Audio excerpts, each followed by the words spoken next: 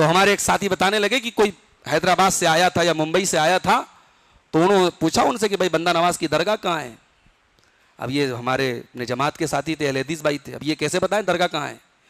انہوں نے کہا کہ بھیا ہم نہیں جانتے۔ کہا ارے عجیب بات ہے بھائی، سمندر میں رہ کے آپ پیاسے ہیں، گلبرگہ میں رہ کے آپ کو بندہ نواز کی درگاہ کے بارے میں، سمندر میں رہ کے پیاسے ہیں آپ؟ تو بھیا یہ سمندر نہیں ہے، یہ جوہر ہے۔ اگر شرک کیا کام کہیں ہو رہا ہے تو اس کے بارے میں اگر ہمیں جانکاری بھی ہے اور کوئی ہم سے معلومات حاصل کر رہا ہے تو ایمان کا تقاضا یہ ہے کہ ہم بچا سکتے ہوں تو بچا لیں میرے پیارے ساتھیوں۔ یہ وہ پاپ ہے، یہ وہ گناہ ہے، شرک کرنا، اللہ کے سوا کسی اور کے در پہ جھکنا، اللہ کے سوا کسی اور کے در پہ جا کے مرادیں مانگنا، یہ وہ پاپ ہے۔ اللہ اعلان کر رہا ہے کہ یہ پاپ ہم معاف نہیں کریں گے، یہ گناہ ہم معاف نہیں کریں گے میرے بندو۔ نوجوان ایسے کاروبار اور ایسی ٹریڈنگ کے پیچھے بھاگ رہا ہے جس میں مجھ کو کچھ کرنا نہ پڑے، بیٹھ کے کمائے وہ، اور بیٹھ کے کمانے کے چکر میں ہمارے نوجوانوں کی ایک بڑی تعداد اپنی کیپٹل کو ڈوبا رہی ہے، اپنے باپ کی کمائی کو ڈوبا رہی، گھر بک رہے ہیں میرے بھائیوں، کروڑوں لوگوں نے ڈوبائے ہیں یہ کرپٹو میں اور جو ہے فوریکس میں اور الا اور بلا میں۔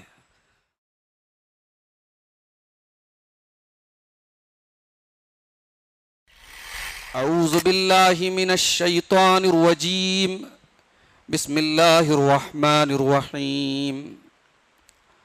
والمحصنات من النساء الا ما ملكت ايمانكم كتاب الله عليكم وأحل لكم ما وراء ذلكم أن تبتغوا بأموالكم محسنين غير مسافحين۔ محترم حاضرین، آج اللہ کے فضل و کرم سے ہم نے 5ویں تراویح ادا کی ہے، اور آج ہم قرآن کریم کے 5ویں پارے کی کچھ منتخب آیات کی تفسیر آپ کے سامنے پیش کریں گے۔ 4تھے پارے کے اخیر میں اللہ تعالیٰ نے دور جاہلیت کی ایک بہت بری اور گندی رسم کو ختم کیا۔ فرمایا وَلَا تَنْكِحُوا مَا نَكَحَ آبَاؤُكُمْ، اپنے باپ کی منکوحہ سے شادی مت کرو۔ دور جاہلیت میں کیا ہوتا تھا کہ اپنے باپ کی منکوحہ سے، اپنی سوتیلی ماں سے لوگ شادی کر لیتے تھے، تو اللہ نے اس کو منع کیا اور کہا کہ یہ بہت ہی گندا کام اور بہت ہی برا راستہ ہے۔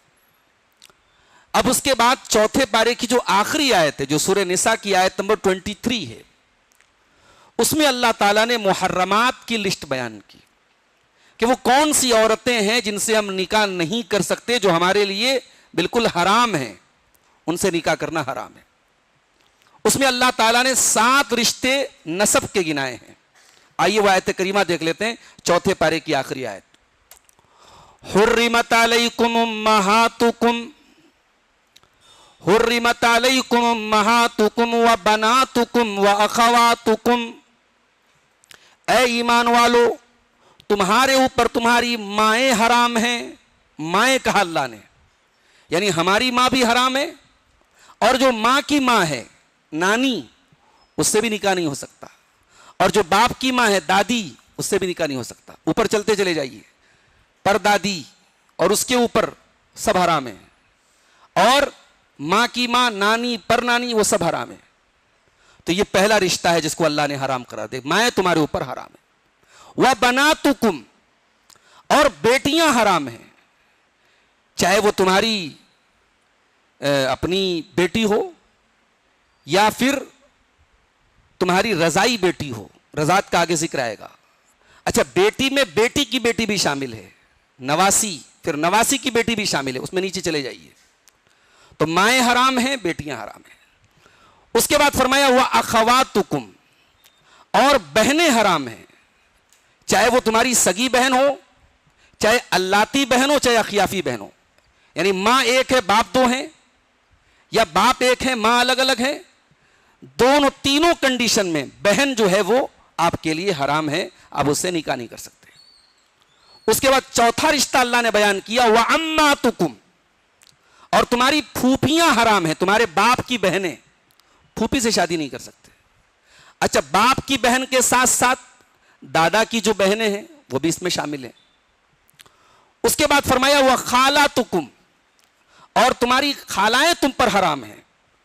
خالہ سے مراد ماں کی بہن. اچھا یہ جو خالہ کہا گیا اس میں ماں کی بہن بھی شامل ہے، نانی کی بہن بھی شامل ہے، دادی کی بہن بھی شامل ہے، سب شامل ہیں، یہ سب خالہ میں آ جائیں گی. اس کے بعد چھٹا رشتہ فرمایا وہ بنات الاخی، اور بھائی کی بیٹیاں. بھائی کی بیٹیاں یعنی بھتیجی.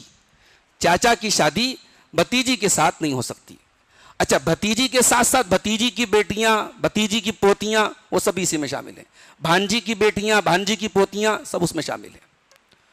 تو بنات الاخی و بنات الاختی، یہ ٹوٹل 7 رشتے ہیں جن کو اللہ تعالیٰ نے حرام قرار دیا. ماں، بیٹی، بہن، پھوپھی، خالہ، بھتیجی، بھانجی. اس کے بعد اللہ نے 2 رشتوں کا ذکر کیا جو رضاعت کے رشتے ہیں. فرمایا وَأُمَّهَاتُكُمُ اللَّاتِي أَرْضَعْنَكُمْ، اور جن ماؤں نے تم کو دودھ پلایا ہے، جو تمہاری رضائی مائیں ہیں، جن کا تم نے دودھ پیا ہے، ان سے بھی تم نکاح نہیں کر سکتے. وَأَخَوَاتُكُمْ مِنَ الرَّضَاعَةِ، اور تمہاری جو رضائی بہنیں ہیں، جس خاتون کا تم نے دودھ پیا ہے، اگر اس کی کسی اور لڑکی نے بھی اس کا دودھ پیا ہے تو وہ تمہاری رضائی بہن ہو گئی. رضائی بہن سے بھی تم شادی نہیں کر سکتے. یہاں قرآن نے صرف 2 رشتوں کا ذکر کیا، رضائی ماں کا اور رضائی بہن کا. لیکن حدیث سے یہ پتا چلتا ہے، اللہ کے نبی صلی اللہ علیہ وسلم فرماتے ہیں یحرم من الرضاعۃ ما یحرم من النسب، کہ رضاعت سے وہ سارے رشتے حرام ہو جاتے ہیں جو نسب سے حرام ہوتے ہیں. تو جیسے سگی ماں سے شادی نہیں کر سکتے، رضائی ماں سے بھی نہیں کر سکتے. سگی بیٹی سے شادی نہیں کر سکتے، رضائی بیٹی سے نہیں کر سکتے. سگی بہن سے نہیں کر سکتے، رضائی بہن سے نہیں کر سکتے. سگی پھوپھی سے نہیں کر سکتے، رضائی پھوپھی سے بھی نہیں کر سکتے. تو جو 7 رشتے نسب کے ہیں وہ رضاعت سے بھی حرام ہو جاتے ہیں. اچھا یہاں ایک بات اور یاد رکھیے، رضاعت 1-2 مرتبہ اگر بچے نے دودھ پیا ہے تو اس سے ثابت نہیں ہوتی ہے. کم سے کم 5 بار بچہ جب دودھ پیتا ہے، اور یعنی جتنی دیر تک بچہ خود سے منہ لگائے رہے اور اس کے بعد چھوڑ دے تو وہ ایک رضاعت 1 بار کی ہوتی. اس طریقے سے 5 بار جب بچہ رضاعت کرے گا تو رضاعت ثابت ہوگی. اور وہ 2 سال کے اندر، بچہ جب 2 سال کے اندر کسی عورت کا دودھ پیے گا تو وہ اس کی رضائی ماں بنے گی اور اس سے رضاعت کے رشتے ثابت ہوں گے. اس کے بعد اللہ نے 3 رشتے ذکر کیے ہیں جن کا تعلق مصاہرت سے، سسرالی رشتے ہیں. فرمایا وَأُمَّهَاتُ نِسَائِكُمْ، اور تم اپنی بیوی کی ماں سے شادی نہیں کر سکتے. بیوی کی ماں سے یعنی ساس سے شادی نہیں ہو سکتی. اچھا ساس کا جو ذکر اللہ تعالیٰ نے یہاں کیا، اس میں ایک بات یہ یاد رکھیے کہ بیوی کی ماں بھی آپ کے لیے حرام ہے، اور بیوی کی جو نانی ہے وہ بھی آپ کے لیے حرام ہے، اور بیوی کی دادی بھی آپ کے لیے حرام ہے. اچھا اگر بیوی کسی عورت سے ہم نے نکاح کیا اور ملاقات کے پہلے ہی ہم نے طلاق دے دی، یا وہ مر گئی، میاں بیوی کی ملاقات کے پہلے ہی وہ عورت کیا ہے، مر گئی، تب بھی اس کی ماں سے ہم شادی نہیں کر سکتے. صرف نکاح ہو گیا، اب ساس جو ہے وہ ہمارے لیے حرام ہو گئی. بیوی کی ماں، بیوی کی دادی، بیوی کی نانی وہ سب ہمارے لیے حرام ہے. اس کے بعد اللہ نے دوسرا جو سسرالی رشتہ ہے فرمایا وَرَبَائِبُكُمُ اللَّاتِي فِي حُجُورِكُم مِّن نِّسَائِكُمُ اللَّاتِي دَخَلْتُم بِهِنَّ، اور تمہاری بیوی کی وہ بچیاں جو پہلے شوہر کی ہیں، جو تمہارے یہاں پرورش پا رہی ہیں.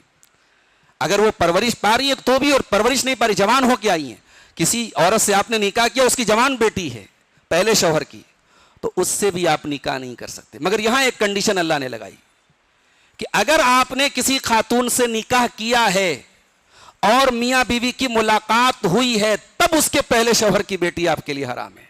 اگر کسی نے کسی خاتون سے نکاح کیا اور ملاقات کے پہلے طلاق ہو گئی تو پھر اس کے پہلے شوہر کی بیٹی جو ہے اس سے آپ شادی کر سکتے. اللہ نے فرمایا فَإِن لَّمْ تَكُونُوا دَخَلْتُم بِهِنَّ فَلَا جُنَاحَ عَلَيْكُمْ، اگر میاں بیوی کی ملاقات نہیں ہوئی ہے تو اس کے پہلے شوہر کی بیٹیوں سے آپ شادی کر سکتے. یہ دوسرا رشتہ ہے.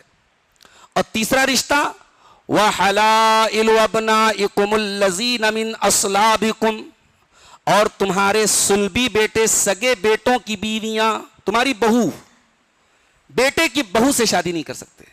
مگر یہاں اللہ نے بیٹے کے ساتھ کنڈیشن لگائی جو تمہارا سگا بیٹا ہو. لہذا رضائی بیٹے کی جو بیوی ہے اس سے شادی، اگر رضائی بیٹا انتقال کر گیا، طلاق دے دیا، تو اس سے شادی ہو سکتی ہے. سگے بیٹے کی جو بیوی ہے، جو سگی بہو ہے، وہ ہمیشہ کے لیے حرام ہے آپ کے اوپر. اور اسی طریقے سے بہت سارے لوگ بچوں کو ایڈاپٹ کرتے ہیں، منہ بولا بیٹا بنا لیتے ہیں. تو ایڈاپٹڈ جو بچے ہوتے ہیں ان کی جو بیوی ہے وہ بہو کے حکم میں نہیں آتی. اگر وہ مطلقہ ہے یا بیوہ ہے تو اس سے شادی ہو سکتی ہے. اس کے بعد اللہ نے آخری رشتہ جو بیان کیا، فرمایا وَأَن تَجْمَعُوا بَيْنَ الْأُخْتَيْنِ، اور دو بہنوں کو آپ ایک ساتھ جمع نہیں کر سکتے. آپ اپنی بیوی کی موجودگی میں اپنی سالی سے شادی نہیں کر سکتے. اچھا غور کیجئے، یہ جتنے رشتے گنائے اللہ تعالیٰ نے، ایک نیچرلی انسان کا دل کہتا ہے، اس کا نیچر کہتا ہے کہ نہیں یار، ماں سے کون شادی کرے گا، بہن سے کون کرے گا، بیٹی سے کون کرے گا، بھتیجی سے کون کرے گا. ان رشتوں کا حرام ہونا یہ اللہ تعالیٰ نے ہمارے نیچر میں ڈال دیا ہے. انسان اپنی بھانجی، اپنی بھتیجی، اپنی بیٹی، اپنی بہن کو کبھی بھی بہت گندی نظر والا آدمی ہوگا تو وہ گندی نظر سے دیکھ سکتا ہے، ورنہ یہ رشتے جو ہے محرمات کے رشتے ہیں. اچھا سالی کا جو رشتہ ہے، سالی آپ کی بیوی جب تک آپ کے نکاح میں ہے تو آپ سالی سے شادی نہیں کر سکتے. لیکن سالی ایسا نہیں کہ آپ کے لیے محرم ہے، سالی تب بھی غیر محرم ہے. سالی آپ سے پردہ کرے گی. صرف آپ کی بیوی آپ کے نکاح میں، اس لیے آپ اس سے نکاح نہیں کر سکتے. آج ہمارے یہاں صاحب لوگوں نے جملے بنا کر کے سالی آدھی گھر والی، جیجا جی جو ہیں دلہے میاں، وہ اپنی سالی کو بائک سے گھمانے لے کے جا رہے ہیں. اور بعض گھروں میں اس معاملے میں اتنی زیادہ لاپرواہی ہے، اللہ کی پناہ. اور اس میں کچھ جو ہے عورتوں کی بھی لاپرواہی ہے. میں کہتا ہوں یہ زمانہ بہت نازک ہے میرے بھائیوں. انٹرنیٹ اور سوشل میڈیا اور ویب سیریز اور فلموں نے وہ دور لا کے کھڑا کر دیا ہے کہ اب سسر اور بہو تک کا رشتہ تار تار ہو رہا ہے. اب باپ کی نظریں جو ہیں بیٹی کے جسموں پر جا رہی ہیں. اس دور میں ہم سب کو بہت احتیاط کرنی چاہیے. بچیوں کو احتیاط کرنی چاہیے. بچیاں جوان ہو جائیں، بھائی کے سامنے، اپنے باپ کے سامنے بھی ان کو ڈھنگ کے لباس کے ساتھ اور جو ہے اسکارف کے ساتھ، دوپٹے کے ساتھ رہنا چاہیے. آگے جب ہم 18ویں پارے کی تفسیر کریں گے سورہ نور کی، تو وہاں ہم اس پر بات کریں گے کہ اللہ تعالیٰ نے عورت کو دوپٹہ بھی کیسے اوڑھنا ہے یہ بھی بیان کیا قرآن میں. کیوں بیان کیا؟ یہ بہت گہری بات ہے. اللہ کا کلام کوئی فالتو بات نہیں کرتا. اگر اللہ کا کلام کہہ رہا ہے کہ عورت دوپٹہ ایسے رکھے، اس کا مطلب کہ عورت کا دوپٹہ کیسے رکھا جائے یہ بھی میٹر کرتا ہے. یہ بھی بہت اہم چیز ہے، کوئی معمولی چیز نہیں ہے. آج گھروں میں صاحب عورتیں تھوڑی ادھیڑ ہو جاتی ہیں تو دوپٹہ کہیں ہے، کپڑا کہیں ہے، وہ سمجھتی ہیں ہم تو ادھیڑ ہو گئے. یہ غلط ہے، یہ غلط ہے. آپ فتنوں کو دعوت دے رہی ہیں. آپ اپنی عزت پر جو ہے اپنی عزت کو خطرے میں ڈال رہی ہیں. اس کے بعد اللہ نے فرمایا الا ما قد سلف. اب تک جتنا اس طریقے کی شادی ہو گئی، کسی نے سوتیلی بہن سے شادی کر لی، کسی نے سوتیلی ماں سے شادی کر لی، اب تک تو جو تم نے کر لیا اس کو تو اللہ نے معاف کر دیا. لیکن معاف کرنے کا مطلب یہ نہیں ہے کہ وہ رشتہ باقی رکھو گے. جب اللہ نے آیت نازل کر دی تو جتنی سوتیلی ماں کے ساتھ شادی کیا ہے سب وہیں سے کینسل، سب جدائی، الگ ہو جاؤ. اللہ نے کہا کہ اب تک جو تم نے کیا ہے اللہ نے اس کو تو معاف کر دیا، لیکن آئندہ اگر تم یہ کام کرو گے تو اللہ تعالیٰ کے سخت پکڑو گے. اب اس کے بعد 5واں پارہ اسٹارٹ ہو رہا ہے. یہ اللہ تعالیٰ نے محرمات کی لسٹ بیان کی. 5ویں پارے کی پہلی آیت میں اللہ نے فرمایا والمحصنات من النساء، ان تمام عورتوں کے ساتھ ساتھ وہ عورت بھی تمہارے لیے حرام ہے جو کسی اور کے نکاح میں ہو.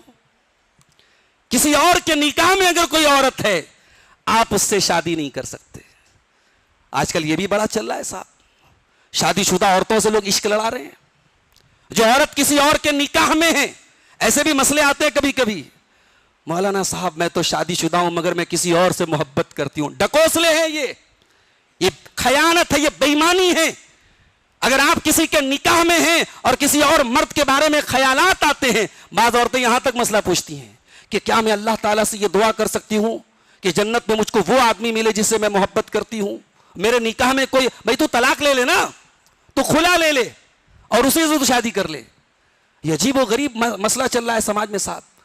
ایک آدمی کسی غیر کے نکاح میں عورت اس سے محبت کا ڈھونگ کر رہا ہے، اور ایک عورت کسی غیر مرد سے محبت کا ڈھونگ کری جو کسی اور کے نکاح میں ہے. تو قرآن نے یہ کنڈیشن لگا دی کہ جو عورتیں کسی کے نکاح میں ہیں ان سے آپ شادی نہیں کر سکتے. اچھا شادی شدہ عورتوں کے لیے قرآن نے لفظ کیا استعمال کیا؟ محسنات. یہ محسنات کا لفظ کس سے بنا ہے؟ یہ حسن سے بنا ہے. حسن عربی میں کہتے ہیں فورٹ کو, قلعہ کو. کیا مطلب؟ عورت جب شادی کر لیتی ہے تو وہ قلعہ کے اندر آ جاتی ہے, وہ سیکیور ہو جاتی ہے. ایک عورت کو دنیا کی تمام دولتیں مل جائیں, اگر وہ شادی شدہ نہیں ہے, اس کے اوپر کوئی شوہر نہیں ہے, تو وہ قلعے کے اندر سیف نہیں ہے, وہ سیکیور نہیں ہے.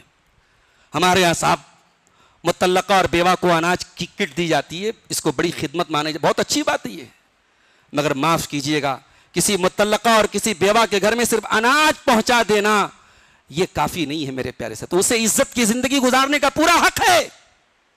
کتنی مطلقہ لڑکیاں ہیں, کتنی خلا شدہ لڑکیاں ہیں, کتنی بیوہ عورتیں ہیں, جوانی ہیں, جوان ہیں, جوانی کی دہلیز پر ہیں, اور یہ سماج ان کی شادیاں نہیں کراتا ہے. یہ سماج کہتا ہے اچھا اگر وہ بچے والیاں ہیں, بیوہ ہے بیچاری کی گود میں کوئی بچہ ہے, تو ویسے بھی کوئی شادی نہیں کرتا, کوئی شادی کرنے کے کوئی کسی دوسرے کے بچے کو پالنے کے لیے تیار نہیں ہے. اللہ اکبر. یہ یتیم کی جو کفالت کی حدیثیں آئی ہیں وہ صرف جمعہ کے خطبوں میں بیان کرنے کے لیے آئی ہیں. کوئی کسی ایسی عورت سے نکاح کرنے کو تیار نہیں ہے جو کسی بچے کو اپنے ساتھ لیے ہو. اور دنیا کیا کہتی ہے صاحب کہ وہ عورت اپنے بچے کے سہارے زندگی گزار لے گی. میں کہتا ہوں دنیا کا بہت بڑا جھوٹ اور بہت بڑا فراڈ ہے. وہ عورت اپنے بچے کے سہارے اپنی جوانی کو نہیں کاٹ سکتی. اگر زمانے کی گندی نظروں نے اس کا تعاقب کیا, اس کے قدم بہکے, وہ غلط راستوں پر چلے, اس کا ذمہ دار کون ہوگا؟ اور ہم نے سماج کو کہاں لا کے کھڑا کر دیا ہے. آج عورتوں کا یہ حال ہے کہ اگر ان کا شوہر ہر اعتبار سے اس لائق ہے کہ وہ دوسری مطلقہ یا بیوہ سے نکاح کر سکتا ہے, تو وہ اپنے شوہر کے لیے اس بات کو گوارا نہیں کرتی ہے. یہاں تک کہ بعض عورتیں یہاں تک کہہ دیتی ہیں کہ ناجائز تعلق ہمیں منظور ہے, وہ زنا کے اڈوں پر جائے ہمیں منظور ہے, مگر شراکت منظور نہیں ہے, کسی اور کے ساتھ شیئرنگ کرنا ہمیں منظور نہیں ہے. میری ایک تقریر ہے یوٹیوب کے اوپر کہ جنت میں عورتوں کو کیا ملے گا. ایک دن میں دیکھ رہا تھا کمنٹ میں ایک عورت کہہ رہی تھی کہ میں تو جنت میں بھی نہیں چاہوں گی کہ میرے شوہر کو کوئی حور ملے, مجھے کوئی دعا بتا دیجئے, میں جنت میں حوروں کے ساتھ بھی اپنے شوہر کو شیئر کرنا نہیں چاہتی. عجیب بات ہے بھائی, آپ نے اللہ کا مذاق بنا کے, اللہ کے دین کا مذاق بنا کے رکھا ہے. آج یہ مطلقہ اور بیوہ عورتیں سماج میں ان کو راشن کی کٹیں پہنچا دی جاتی ہیں صاحب, اور یہ سمجھا جاتا ہے کہ ہم نے بہت نیکی اور چیریٹی کا کام کر لیا. قرآن کی یہ آیت بتا رہی ہے کہ نہیں, جب تک وہ عورت والمحسنات میں شامل نہ ہو جائے, وہ عزت کے قلعے میں نہ آ جائے, وہ سمان کے ساتھ کسی کے نکاح میں نہ آ جائے, وہ عورت جو ہے سیکیور نہیں ہے, وہ سرکشت نہیں ہے میرے پیارے ساتھیوں. اس کے بعد اللہ نے نکاح کی ایک کنڈیشن بیان کی. آج کل دو نکاح کی بڑی چرچا چل رہی ہے, ایک نکاح مسیار, ایک نکاح متاع. نکاح مسیار کیا ہوتا ہے کہ صاحب شادی کر لی آپ نے, بیوی کو مہر بھی دے دیا آپ نے, بیوی کے ساتھ آپ کا تعلق بھی قائم ہو رہا ہے. ہاں بیوی رہے گی اپنے مائکے میں, بیوی کا جو رہنے کا حق ہے وہ بیوی نے معاف کر دیا, یا آپس میں طے ہو گیا کہ صاحب بیوی اپنے گھر میں اپنے مائکے میں رہے گی. معاف کیجئے گا بعض علماء نے اس کے جواز کا فتویٰ بھی دیا ہے, لیکن یہ ٹھیک نہیں ہے. یہ قرآن کی جو آیت بتا رہی ہے اس کے حساب سے یہ ٹھیک نہیں ہے. اور نکاح متاع جو کانٹریکٹ میرج ہوتی ہے, ایک دن کے لیے شادی کر لینا, ایک مہینے کے لیے شادی کر لینا, ایک سال کے لیے شادی کر لینا, جو روافظ کے ہاں شیعوں کے ہاں چلتی ہے, وہ بھی حرام ہے. اللہ نے فرمایا ان تبتغوا باموالکم, نکاح کے اندر کنڈیشن یہ ہے کہ اپنا مال دے کر کے تم طلب کرو, تم قبول کرو, اور تمہارا مقصد کیا ہو؟ محسنینا. نکاح کا مقصد صرف شہوت پوری کرنا, صرف سیکسول ڈیزائرز کو فلفل کرنا نہیں ہے. نکاح کا مقصد ہے گھر بسانا, محسنینا, فیملی بنانا, غیر مسافہینا, صرف شہوت پوری کرنا مقصد نہ ہو. فمستمتعتم بہ منہن فآتوہن اجورہن فریضہ. تو اے مومنو, جن عورتوں سے تم نے نکاح کر کے فائدہ اٹھایا ہے ان کا مہر ان کو دے دو. ولا جناح علیکم فیما تراضیتم بہ من بعد الفریضہ. ہاں اگر نکاح کے بعد میاں بیوی آپس کی رضامندی سے مہر میں کچھ کمی کر لیں, بیوی اپنا کچھ مہر معاف کر دے, وہ الگ مسئلہ ہے, لیکن مہر بیوی کا حق ہے, مہر بیوی کو دے دیا جائے.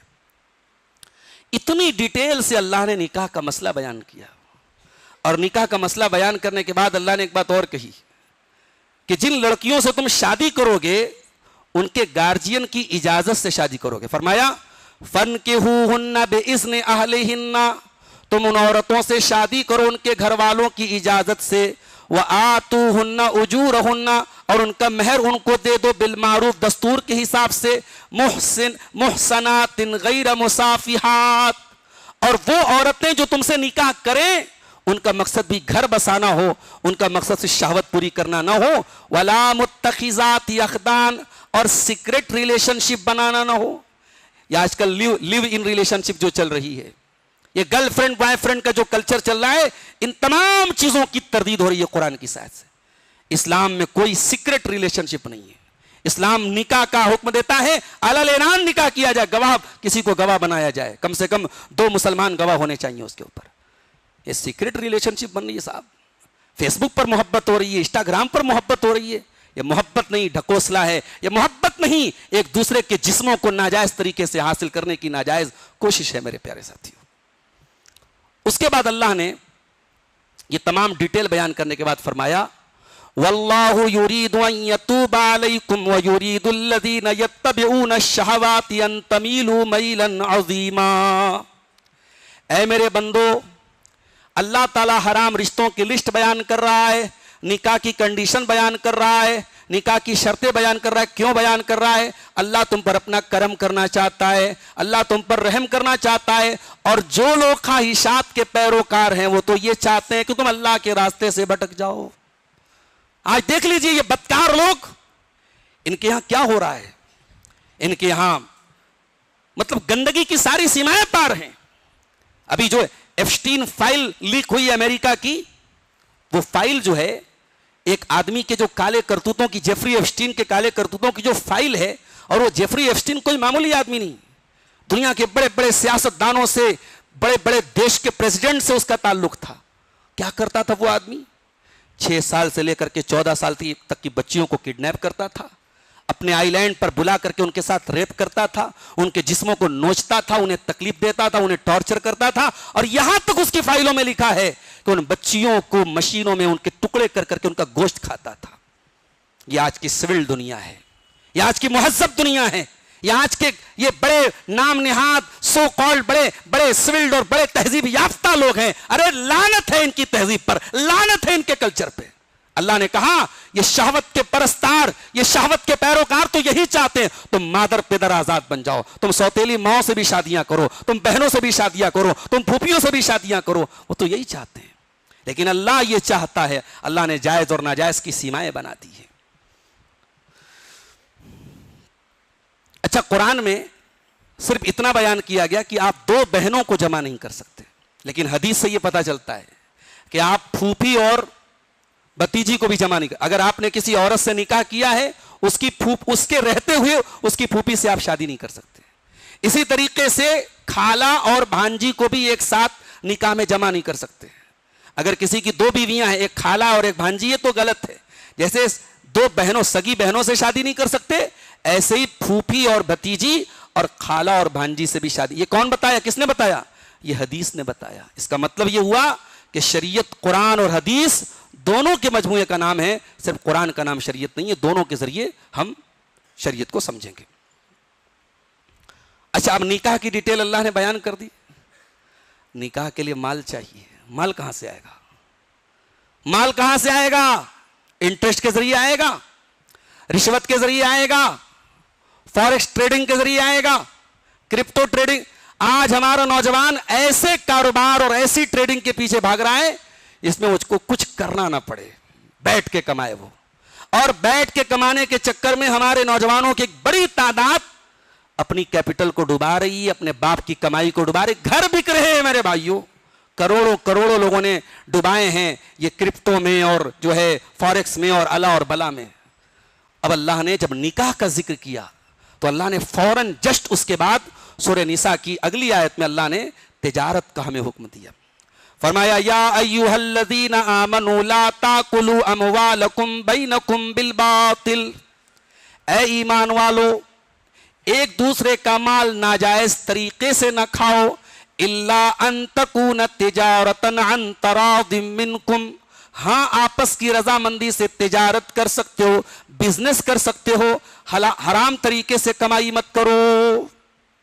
وَلَا تَقْتُلُوا أَنفُسَكُمْ, اور اے میرے بندو اپنے آپ کو قتل مت کرو.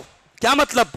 جب تم فراڈ کرو گے, جب تم جوا کھیلو گے, جب تم لاٹری کھیلو گے تو ایک دوسرے کی جان کے پیچھے پڑو گے. آج جوا کھیلنے کے چکر میں بھی مرڈر ہوتے ہیں, آج لاٹری کے چکر میں بھی مرڈر ہوتے ہیں, آج انٹرسٹ اور بیاج اور رشوت خوری کے چکر میں بھی لوگ ایک دوسرے کو قتل کرتے ہیں. فرمایا وَلَا تَقْتُلُوا أَنفُسَكُمْ, اپنے آپ کو قتل مت کرو. اسی لیے اسلام میں سوسائڈ حرام ہے. انسان اگر دنیا میں سوسائڈ کرے گا تو جس طریقے سے اس نے سوسائڈ کیا ہے جہنم میں اسی طریقے سے بار بار اپنے آپ کو مارے گا. اگر اس نے پھانسی کے پھندے پہ جان دی ہے تو جہنم میں بار بار پھانسی کے پھندے پہ اپنے گلے کو دبائے گا. اس نے کھنجر سے اپنے آپ کو مارا ہے, بار بار کھنجر سے اپنے آپ کو مارے گا. سوسائڈ جس طریقے سے کرے گا اسی طریقے سے جہنم میں اس کو عذاب دیا جائے گا. لیکن یہ بات یاد رکھیے کہ سوسائڈ کرنے والا کافر نہیں ہے. سوسائڈ کرنے والے کی جنازے کی نماز پڑھی جائے گی, سوسائڈ کرنے والے کو مسلمانوں کے قبرستان میں دفن کیا جائے گا, لیکن بہت بڑا گناہ ہے. لیکن یہ کفر کے دائرے میں نہیں جاتا ہے, وہ اسلام سے خارج نہیں ہے وہ آدمی. اس کے بعد اللہ نے ایک اصول بیان کیا. اللہ کتنا کریم ہے, دیکھیے یہ اصول دیکھیے. ان تجتنبوا کبائر ما تنہون عنہ نکفر عنکم سیئاتکم, اے میرے بندو اگر تم کبیرہ گناہوں سے بچو گے, بڑے بڑے گناہوں سے بچو گے تو ہم باقی چھوٹے چھوٹے گناہوں کو تو یوں ہی معاف کر دیں گے. وَنُدْخِلْكُمْ مُدْخَلًا كَرِيمًا, اور عزت والی جگہ میں جنت میں تم کو داخل کریں گے. یہ واٹ از کبیرہ؟ کبیرہ کس کو کہتے ہیں؟ کبیرہ 3 ٹائپ کے گناہوں کو کہتے ہیں. جس کے اوپر قرآن و حدیث میں جہنم کی وعید آئی ہو, جس کے اوپر قرآن و حدیث میں لعنت کی گئی ہو, یا جس کے کرنے والے کے اوپر قرآن و حدیث میں یہ کہا گیا ہو کہ یہ کام کرنے والا جنت میں نہیں جائے گا. یہ سارے کام کبیرہ میں آتے ہیں. کبیرہ گناہ کتنے ہیں ان کی کوئی فکس تعداد نہیں ہے. بعض اہل علم نے کتابیں لکھی ہیں, امام بیہقی نے کتاب لکھی ہے الکبائر کے نام سے, اسی طریقے سے امام حیثمی نے کتاب لکھی الزواجر عن اقتراف الکبائر, اس میں انہوں نے قرآن و حدیث کی روشنی میں ایسے گناہوں کو جمع کیا ہے. بہرحال جیسے سود کھانا کبیرہ گناہ ہے, جیسے زنا کرنا کبیرہ گناہ ہے, جیسے جھوٹ بولنا کبیرہ گناہ ہے, جیسے کسی پر زنا کی تہمت لگانا کبیرہ گناہ ہے. تو جتنے گناہوں کو قرآن و حدیث میں ان پر لعنت کی گئی یا جہنم کی وعید سنائی گئی یا عذاب قبر کی وعید سنائی گئی, وہ سارے کبیرہ گناہ ہیں. ان سے اگر ہم بچیں گے تو انشاءاللہ جو باقی چھوٹے چھوٹے گناہ ہیں, صغیرہ گناہ ہیں, وہ اللہ تعالیٰ آٹومیٹک ہمیں معاف کر دے گا انشاءاللہ. اس کے بعد اللہ نے ایک وصیت کی ہے عورتوں کو. عورتوں کے دماغ میں کبھی کبھی ایک سوال پیدا ہو سکتا ہے, اور یہ نبی کے دور میں بھی ہوا تھا, کہ اسلام میں کچھ چیزوں میں مرد اور عورت کے درمیان ڈسکریمنیشن کیوں ہے. مثال کے طور پہ وراثت میں بھائی کو ڈبل ملتا ہے, بہن کو اس کا آدھا ملتا ہے. مرنے والے کی بیٹی کو آدھا ملتا ہے, بیٹے کو ڈبل ملتا ہے اس کا, ایسا کیوں؟ یا جہاد میں عورتوں کو جانے کا عام حکم نہیں ہے, مرہم پٹی وغیرہ کرنے کے لیے قیدیوں کی مدد کے لیے جا سکتی ہیں, لیکن عام حکم نہیں ہے. تو نبی کے دور میں یہ سوال پیدا ہوا کہ ایسا کیوں ہے, یہ ڈسکرمنیشن کیوں ہے؟ تو اللہ نے اس موقع پر قرآن کی آیت اتاری, فرمایا وَلَا تَتَمَنَّوْا مَا فَضَّلَ اللَّهُ بِهِ بَعْضَكُمْ عَلَى بَعْضٍ, اے مردوں اے عورتوں, اللہ نے مردوں کا الگ دائرہ بنایا, عورت کا الگ دائرہ بنایا. بہت سے کام مرد کر سکتے ہیں, عورت نہیں کر سکتی, اور بہت سارے کام عورت کر سکتی ہے, مرد نہیں کر سکتی. بھائی باپ ہے, باپ بہت قربانی دے دے بچوں کے لیے, ماں تو نہیں بن سکتا نا, ماں تو نہیں بن سکتا. باپ بہت عظیم بن جائے, گریٹ بن جائے, مہان بن جائے, لیکن جو بچے کو پیدا کرنے کی تکلیف وہ تو ماں ہی اٹھائے گی نا. 2 سال تک دودھ پلانے کی تکلیف تو ماں ہی اٹھائے گی نا. تو اللہ نے کہا کہ تم کیوں تمنا کرتے ہو دوسرے کی. اور اس میں یہ سبق بھی ہے کہ دوسروں کی نعمتیں دیکھ کر, دوسروں کی ترقی دیکھ کے کبھی جلنا نہیں چاہیے. اور اگر دوسرے کی ترقی دیکھ کر کے آپ کے دل میں یہ خیال آتا ہے اس کی نعمت چھن جائے, اس کی دولت چلی جائے, تو اسی کو تو حسد بولتے ہیں. اور ہمارا سماج آج جو پریشان ہے اسی حسد کی وجہ سے پریشان ہے. سماج کے آدھے مسئلے حسد کی وجہ سے ہیں. کہیں بھائی بھائی سے حسد کر رہا ہے, کہیں پڑوسی پڑوسی سے حسد کر رہا ہے, کہیں بہن بھائی سے حسد کر رہی ہے. اللہ اکبر, ہم کہاں جا رہے ہیں میرے پیارے ساتھیوں؟ حسد کرنے والا اور دوسروں کی نعمتوں کو دیکھ کر کے جلنے والا, دراصل اس کا ایمان کمزور ہے, اس کو اللہ کی تقدیر پر ایمان نہیں ہے. ارے جس کا تقدیر پر ایمان ہوگا اس کو یقین ہوگا میرے حصے سے زیادہ روزی مجھے مل نہیں سکتی, اور میرے حصے کی روزی کوئی چھین نہیں سکتا. میں اپنی ماں کے پیٹ میں تھا, 4 مہینے کا تھا, فرشتہ میرے پاس آیا اور میرے اندر روح پھونکی گئی اور میری 4 چیزیں لکھی گئیں. میرا عمل لکھا گیا, میری عمر لکھی گئی, میری روزی روٹی لکھی گئی, اور میرا جنتی اور جہنمی ہونا لکھا گیا. تو جو روزی روٹی ملنا ہے وہ تو ماں کے پیٹ میں ہی لکھ دی گئی. دوسروں کی دولت دیکھ کے, دوسروں کی پراپرٹی دیکھ کے, دوسروں کی چمک دیکھ کے میرے پیارے ساتھیوں حسد نہ کرو. وَلَا تَتَمَنَّوْا مَا فَضَّلَ اللَّهُ بِهِ بَعْضَكُمْ عَلَىٰ بَعْضٍ. اے مومنو, ایک دوسرے کی نعمتوں کو دیکھ کر کے تمنا نہ کرو. لِلرِّجَالِ نَصِيبٌ مِّمَّا اكْتَسَبُوا وَلِلنِّسَاءِ نَصِيبٌ مِّمَّا اكْتَسَبْنَا. مرد جو کرے گا مرد کو پورا ثواب ملے گا, عورت جو کرے گی عورت کو پورا ثواب ملے گا. اللہ تعالیٰ کا جینڈر بیس کوئی ڈسکریمنیشن نہیں ہوگا. مرد کی کسی نیکی کا ثواب اس لیے زیادہ نہیں ملے گا کہ وہ مرد ہے, اور عورت کی کسی نیکی کا ثواب اس لیے کم نہیں ملے گا کہ وہ عورت ہے.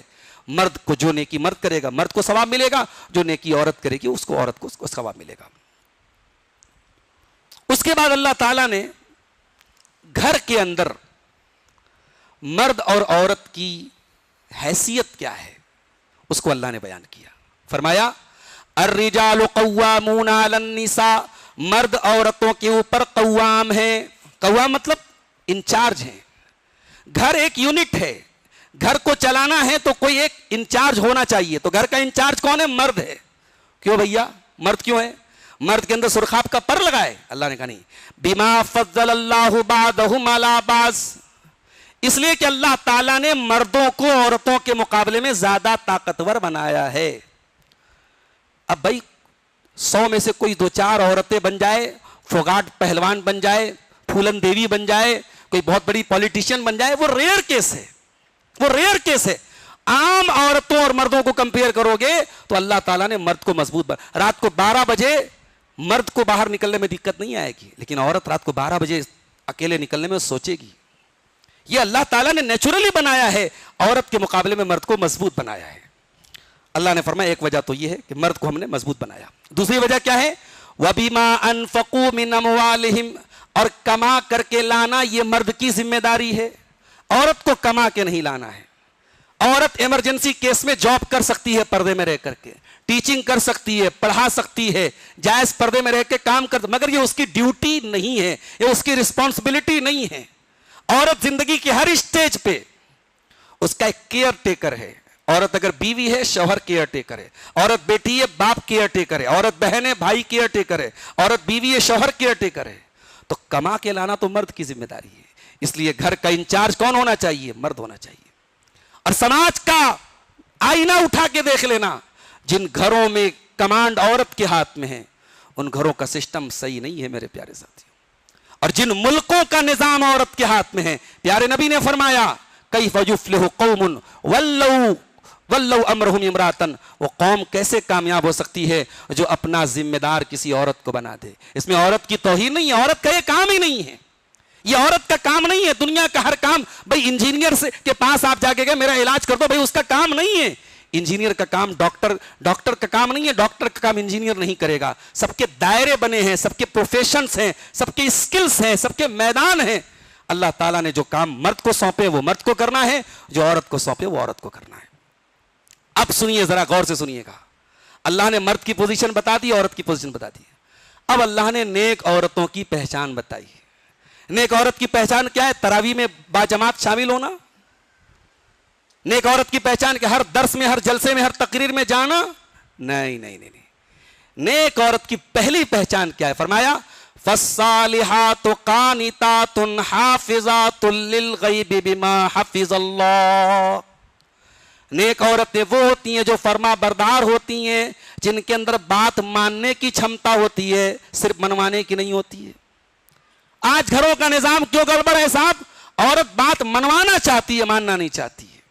اللہ نے کہا کامیاب عورت وہ ہے جس کے اندر بات ماننے کا ہنر ہو, جو تابعداری کرتی ہو, جو فرما برداری کرتی ہو. اور کیا کرتی ہو؟ حفاظت کرتی ہو للغیب، شوہر کی غیر موجودگی میں. شوہر گھر پہ نہیں ہے، اپنی آبرو کی بھی حفاظت کرتی ہے، شوہر کے بچوں کی بھی حفاظت کرتی ہے، ان کی صحیح پرورش کرتی ہے، شوہر کے مال کی بھی حفاظت کرتی ہے، ایرے گہرے نتو خیرے کو مال نہیں دے دیتی ہے.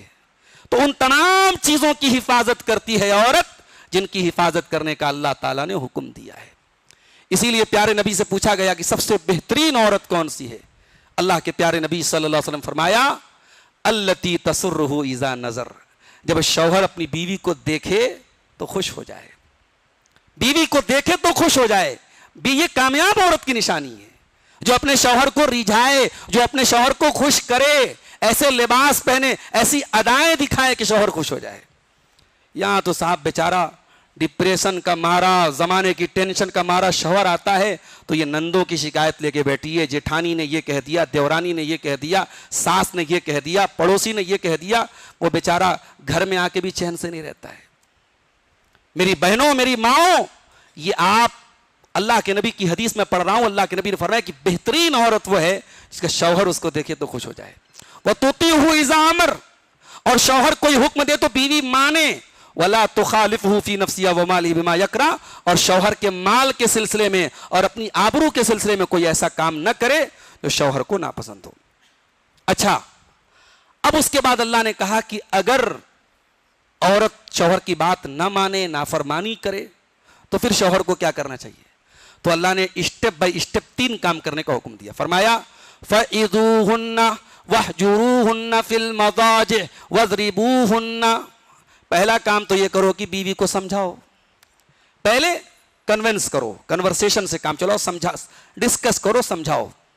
اگر اس سے بھی بات نہ بنے بستر الگ کر دو، ایک ہی گھر میں الگ سونا شروع کر دو، بستر الگ کر دو. اس سے بھی کام نہ بنے فرمایا وَاضْرِبُوهُنَّ، ہاتھ بھی اٹھا سکتے ہو، مار بھی سکتے ہو. اب صاحب فیمنسٹ لوگوں کو تو قرآن کی آیت بہت ان کو تو زہریلی لگتی ہے. قرآن عورت کو مارنے کی اجازت دے رہا ہے، قرآن عورت کو مارنے کی اجازت دے رہا ہے، وہ بھی ایمرجنسی کیس میں، اور اس کو بھی نبی نے پسند نہیں کیا ہے. نبی نے کبھی کسی عورت پر، نبی کی 9 بیویاں تھی، کسی بیوی پر ہاتھ نہیں اٹھایا نبی نے. تو یہ بھئی کسی چیز کی اجازت ہے اس کا مطلب یہ تھوڑی کہ اس پر عمل کیا جائے. تو یہ اسٹیپ بائی اسٹیپ ہے، سمجھایا جائے، اس کے بعد بستر الگ کیا جائے، اس کے بعد اگر ضرورت پڑے تو ہاتھ بھی اٹھایا جا سکتا ہے. اس کے بعد اللہ نے فرمایا فَإِنْ أَطَانَكُمْ فَلَا تَبْغُوا عَلَيْهِنَّ سَبِيلًا، اگر اس کے بعد تمہاری بیویاں تمہاری بات مان لیں، گھر کا سسٹم نہ بگڑے، گھر کا نظام نہ بگڑے، تو پھر تمہیں عورت کے اوپر کوئی ظلم کرنے کی اجازت نہیں ہے. اِنَّ اللَّهَ كَانَ عَلِيًّا كَبِيرًا، اے میرے بندو اللہ تعالیٰ بہت بلند ہے، بہت بڑا ہے. یہ اللہ تعالیٰ نے یہ کیوں کہا کہ میں بہت بلند ہوں، بہت بڑا ہوں؟ یہ 2 صفتیں کیوں لائی گئیں؟ یہ بتانے کے لیے لائی گئی کہ مرد کہیں یہ نہ سوچے میں قوام ہوں، میں گھر کا انچارج ہوں تو میں اپنی منمانی کر سکتا ہوں، بیوی پر ظلم کر سکتا ہوں. آج کتنی عورتیں ہیں ڈومیسٹک وائلنس کی شکار ہیں، شوہر مارتا ہے، پیٹتا ہے، اس عورت کے ساتھ ظلم کرتا ہے. قرآن کی یہ آیت بتا رہی ہے کہ ایسے لوگ غلط لوگ ہیں، ایسے لوگ بدتمیز ہیں، ایسے لوگوں کا ایمان کمزور ہے، ایسے لوگ صحیح لوگ نہیں ہیں. اللہ نے فرمایا اللہ بہت بلند اور بہت بڑا ہے. اے عورت پر ظلم کرنے والے، اگر تجھے یہ لگتا ہے کہ تو بہت سپیریئر ہے، بہت طاقتور ہے، تو تجھ سے طاقتور وہ ذات ہے، وہ تیرا حساب لے گی. اس لیے ہوشیار رہنا، خبردار رہنا. اس کے بعد اگلی جو آیت ہمارے سامنے ہے اس میں اللہ تعالیٰ نے ایک آیت میں 10 باتوں کا حکم دیا. بڑی پیاری آیت ہے، اس کو ذرا غور سے دیکھیے. وَاعْبُدُوا اللَّهَ وَلَا تُشْرِكُوا بِهِ شَيْئًا، اللہ کی عبادت کرو، اللہ کے ساتھ کسی کو شریک نہ کرو. وَبِالْوَالِدَيْنِ إِحْسَانًا، اور اپنے والدین کے ساتھ تم احسان کرو. یہاں ایک پوائنٹ کی بات بتاؤں، عربی زبان میں کسی کے ساتھ احسان کرنے کے لیے الا کا لفظ آتا ہے. مثال کے طور پہ اگر مجھے آپ سے یہ کہنا ہو کہ بھئی اپنے استاذ کے ساتھ احسان کرو، تو عربی میں کیا بولیں گے؟ احسن الی استاذک. الا کے ساتھ آتا ہے احسن. یہاں اللہ نے وبالوالدین احسانا، با کا لفظ استعمال کیا اللہ نے. علماء نے لکھا ہے کہ الا اور با میں فرق ہے. باپ کے ساتھ احسان آپ کو ڈائریکٹ کرنا ہے. آپ نے میڈ لگا دیا ماں کی خدمت کے لیے, آپ نے ماں کے کھانے پینے کے لیے گھر میں نوکر چاکر لگا دیا, آپ بہت بزی ہیں صاحب, آپ کے پاس ماں کے لیے ٹائم نہیں ہے. یہ والدین کے حقوق کی ادائیگی یہ نہیں ہے کہ آپ نے اچھے کھانے کا انتظام کر دیا, اچھے گھر کا انتظام کر دیا, آپ کے پاس اپنی ماں کے لیے ٹائم نہیں ہے. آج کی یہ پڑھی لکھی دنیا, یہ جب ماں باپ بوڑھے ہو جاتے ہیں تو مسلمانوں میں تو کم ہے, غیروں کے آپ دیکھ لیجئے. آج بنارس کے ہمارے ایک ساتھی بتانے لگے, ان کی برتنوں کی دکان ہے, ایک بوڑھا آدمی ان کی دکان پہ آیا, وہ برتن لے رہا تھا, تو انہوں نے پوچھا کہ یہ برتن آپ کس لیے لے رہے ہیں؟ تو اس نے روتے ہوئے کہا, اس بوڑھے نے, کہ میں ریٹائرڈ فوجی ہوں, اور ریٹائرمنٹ کے بعد جب میں گھر پہنچا تو میرے جوان بیٹے نے اور میری بہو نے مجھے اولڈ ہاؤس بھیج دیا ہے جہاں بوڑھے لوگ رہتے ہیں, اور وہاں مجھے کھانے پکانے کے لیے برتنوں کی ضرورت پڑی, وہ برتن میں لینے آیا ہوں. وہ رونے لگا وہ بوڑھا. آج اللہ کا فضل و کرم ہے, مسلمانوں میں یہ چیز بہت کم ہے. یہ بہت اللہ تعالیٰ کی بہت بڑی نعمت ہے کہ ہمارے اسلامی کلچر میں یہ چیز آپ کو نہیں ملے گی. لیکن میرے بھائیوں, آج مسلمانوں میں بھی یہ چیز ہم دیکھ رہے ہیں کہ گھروں میں بوڑھے ماں باپ ہیں تو ان کو ایک بوجھ کی طرح ٹریٹ کیا جاتا ہے.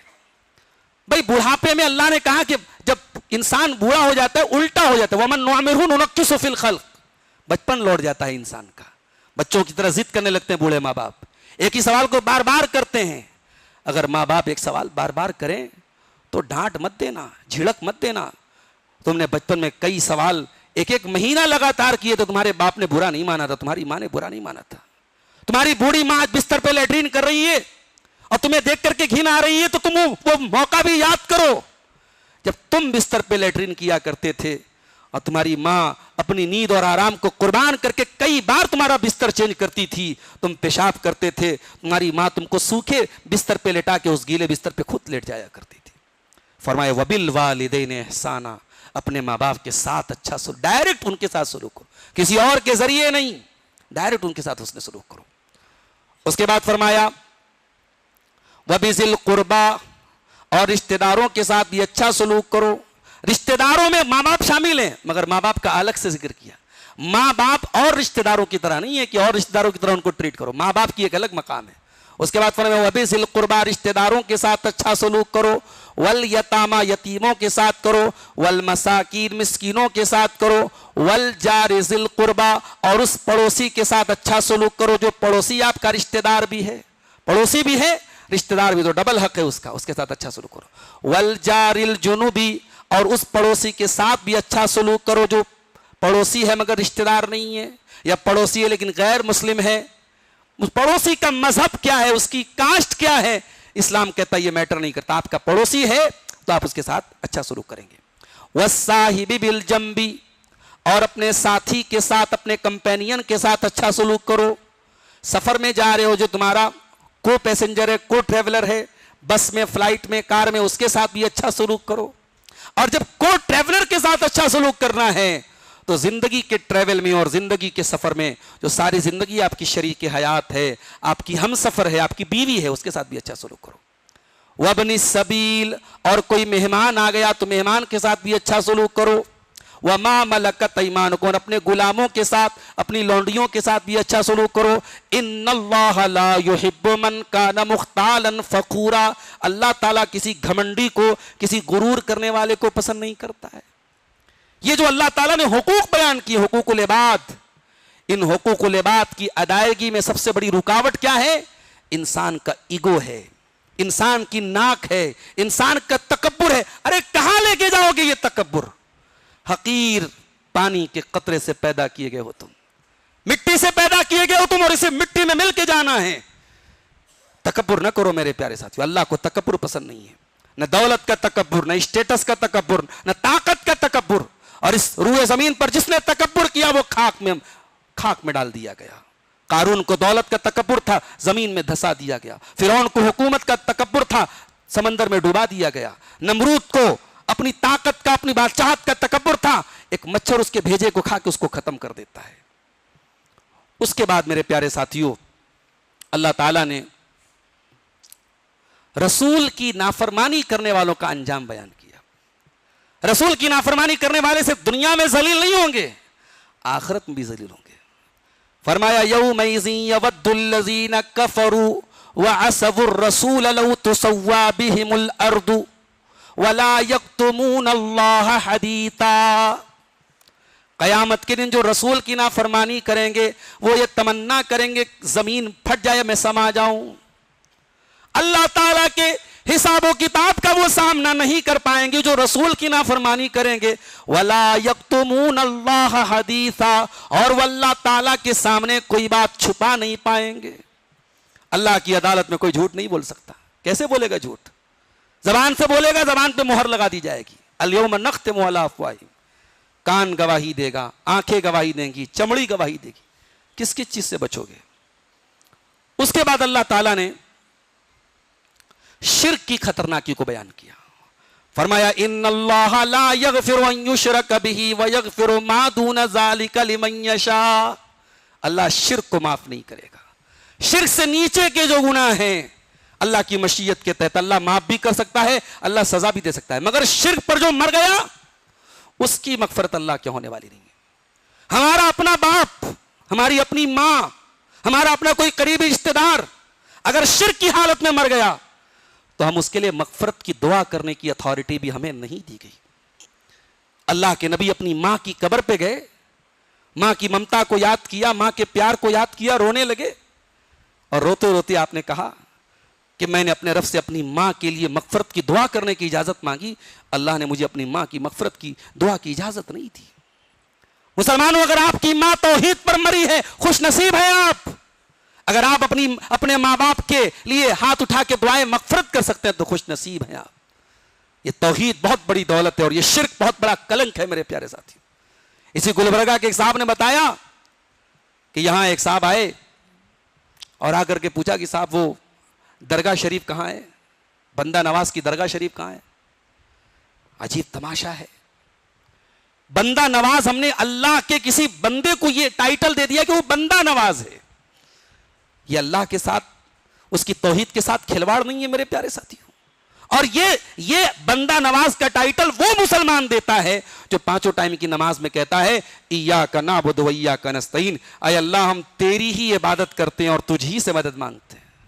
یہ کمٹمنٹ کرنے کے بعد, یہ اللہ تعالیٰ کے ساتھ ایگریمنٹ کرنے کے بعد اگر بندہ کسی اور کو بندہ نواز کہے, کسی کو غریب نواز کہے, کسی کو غوث اعظم کہے, کسی کو مشکل کشا کہے, تو وہ بندہ اپنے رب کے ساتھ فراڈ کر رہا ہے, اپنے رب کے ساتھ دھوکہ کر رہا ہے.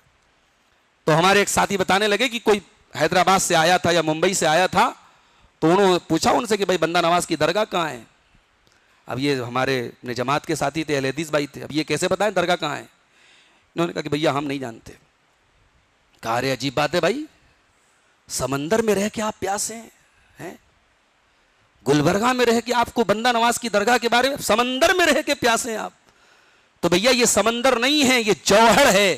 اگر شرک کیا کام کہیں ہو رہا ہے تو اس کے بارے میں اگر ہمیں جانکاری بھی ہے اور کوئی ہم سے معلومات حاصل کر رہا ہے تو ایمان کا تقاضا یہ ہے کہ ہم بچا سکتے ہوں تو بچا لیں میرے پیارے ساتھیوں. یہ وہ پاپ ہے, یہ وہ گناہ ہے شرک کرنا, اللہ کے سوا کسی اور کے در پہ جھکنا, اللہ کے سوا کسی اور کے در پہ جا کے مرادیں مانگنا, یہ وہ پاپ ہے. اللہ اعلان کر رہا ہے کہ یہ پاپ ہم معاف نہیں کریں گے, یہ گناہ ہم معاف نہیں کریں گے میرے بندو. اس کے بعد ایک آخری آیت سنا کے میں بات ختم کرتا ہوں.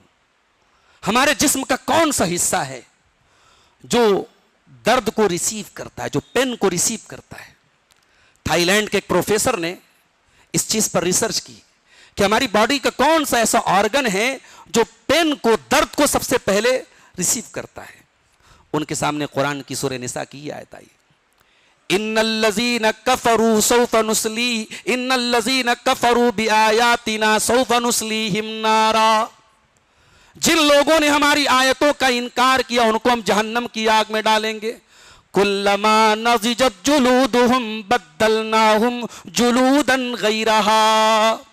جب ان کی چمڑی جہنم کی آگ میں جل جائے گی ہم ان کے بدن پہ نئی چمڑی چڑھا دیں گے تاکہ بار بار ان کو درد محسوس ہو, بار بار ان کو پین ریسیو ہو, بار بار ان کو تکلیف محسوس ہو. قرآن کریم کی آیت تھائی لینڈ کے اس پروفیسر کی ریسرچ کو یہاں تک لے کے پہنچی کہ انسان کی باڈی میں سب سے پہلے اس کی اسکن ہوتی ہے جو سب سے پہلے درد کو ریسیو کرتی ہے. اور قرآن کریم یہی کہہ رہا ہے کہ چمڑی جلے گی اور چمڑی جب جلے گی جہنم کی آگ میں تو ایسا نہیں کہ ایک بار چمڑی جلتی ہے تو جلنے کے بعد ڈیڈ ہو جاتی ہے، جہنم میں ایسا نہیں ہوگا، ایک بار چمڑی جلے گی ڈیڈ ہو جائے گی، اللہ دوبارہ پھر نئی اسکن چڑھا دے گا تاکہ بار بار وہ درد کی شدت محسوس ہو، وہ تکلیف کی شدت محسوس ہو۔ اللہ اکبر، کہ جہنم کا عذاب ہوگا۔ ہم اور آپ کبھی کبھی سوچتے ہیں نا صاحب ہم توحید والے ہیں، ہمیں جہنم میں جانا بھی ہوگا تو نکال لیے جائیں گے، اس غلط فہمی میں مت رہنا میرے پیارے ساتھی۔ دنیا میں کبھی ہمارے ہاتھ اور پیر میں کبھی دنیا کی آگ سے ہلکا سا کوئی حصہ جل جائے تو اس کے جلنے کا نشان ساری زندگی باقی رہتا ہے، اس کے جلنے کی تکلیف مہینوں ہم محسوس کرتے ہیں، اور دنیا کی ساکھ سے 70 گنا زیادہ خطرناک جہنم کی آگ ہوگی۔ اور جہنم کی آگ جب جلائے گی تو ایک بار نہیں جلائے گی، بار بار جلائے گی۔ اس لیے میرے بھائیوں، اس جہنم کی آگ کو ہلکے میں نہ لو، اپنی توحید پر اتنا فخر نہ کرو کہ گناہوں کی دنیا کو آباد کرو۔ میرے پیارے ساتھیوں، ہمیں قرآن کی آیت کی روشنی میں اپنا محاسبہ کرنا چاہیے، ان تمام چیزوں سے بچنا چاہیے جو ہمیں جہنم کی طرف لے کے جاتی ہیں۔ یہ چند آیتیں میں نے 5ویں پارے کی پڑھی، آیتیں بہت ساری تھی مگر جو وقت ہمارا مقرر ہے وہ وقت پورا ہو چکا ہے۔ ہم اللہ سے دعا کرتے ہیں رب العالمین ہمیں قرآن کریم کی ان آیات پہ عمل کرنے کی توفیق عطا فرمائے۔ رب العالمین ہمیں قرآن، اچھا ایک بات یاد آئی، ابھی ہمارے حافظ صاحب نے ایک سوال بھی پیش کیا ہے کہ کسی نے یہ کہا کہ رمضان میں تفسیر قرآن کرنا اور اس طریقے کی مجلس منعقد کرنا یہ کیا بدعت ہے؟ اس طریقے کا سوال یہ بتا رہا ہے کہ کچھ لوگوں کو اس سے بھی الرجی ہے کہ بھئی تفسیر قرآن کیوں ہو رہی ہے۔ تو میں بتا دوں، اسی 5ویں پارے کی ایک آیت ہے کہ افلا یتدبرون القرآن، کیا تم قرآن پہ غور نہیں کرتے؟ وَلَوْ كَانَ مِنْ عِنْدِ غَيْرِ اللَّهِ لَوَجَدُوا فِيهِ اخْتِلَافًا كَثِيرًا، اگر یہ قرآن کسی اور کی طرف سے ہوتا تو اس میں بہت اختلاف ہوتا۔ قرآن تدبر کی کتاب ہے، غور کی کتاب ہے، اور رمضان بیسٹ موقع ہے قرآن پہ تدبر کا، اور یہ تفسیر کا جو درس ہے اسی قرآن پہ تدبر کا موقع ہم کو اور آپ کو پرووائڈ کر رہا ہے۔ یہ کوئی بدعت نہیں ہے، یہ قرآن کی آیت پر عمل ہے، یہ پیارے رسول کی سنت پر عمل ہے۔ پیارے نبی اس رمضان میں قرآن کثرت سے پڑھتے تھے، قرآن پر تدبر کرتے تھے، اسی کا یہ ایک بہترین موقع ہے جس میں ہم اور آپ شامل ہو رہے ہیں۔ تو جو لوگ یہ سمجھ رہے ہیں کہ صاحب اس طریقے کی تفسیر قرآن کی مجلسوں کو منعقد کرنا رمضان میں بدعت ہے، وہ انتہائی غلط بات ہے۔ اللہ تعالی ہم سب کو قرآن کریم کے ساتھ جوڑنے کی توفیق عطا فرمائے، آمین۔ وآخر دعوانا ان الحمد للہ رب العالمین، والسلام علیکم ورحمۃ اللہ وبرکاتہ۔